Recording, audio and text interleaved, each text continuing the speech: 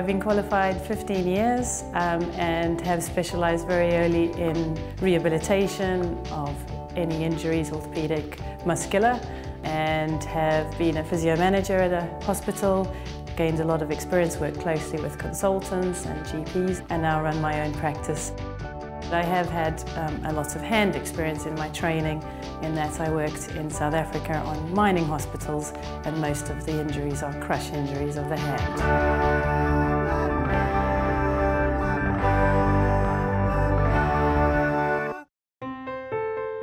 This is more appropriate for early rehabilitations following an injury. It could also be applied to children, or in those in the sporting population who aren't as strong, or arthritic hands.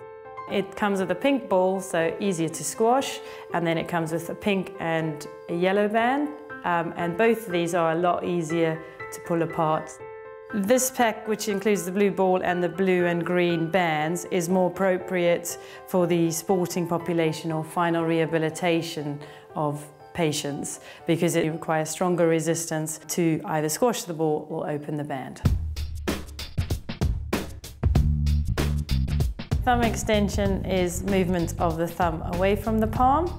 So how we apply that, we put the band around the fingers, put the thumb through one of the holes, and then open the thumb away from the palm.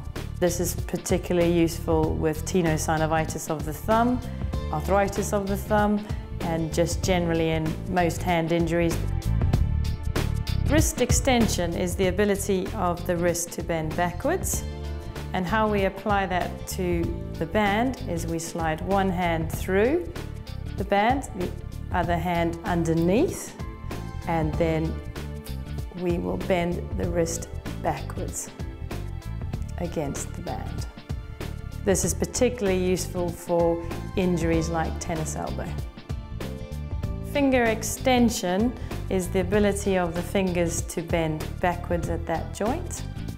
So there are two different ways we can do this. We put each individual finger through the band and then extend the fingers. And that is working the thumb as well. If we want to take the thumb out of it for whatever reason, if it's injured, or make the exercise a little bit harder, what we can do is slip our other hand through, holding the band, and then extend the fingers like that.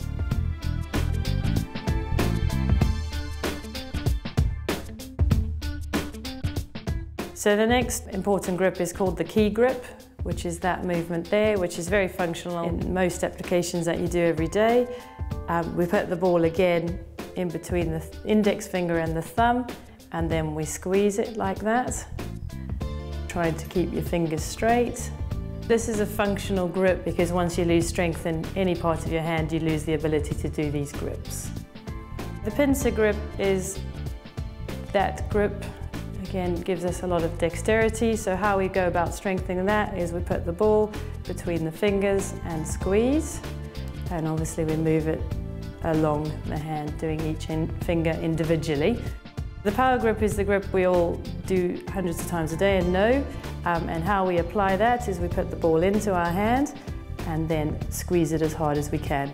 We can incorporate the thumb as well if we want, but we can also just use our fingers.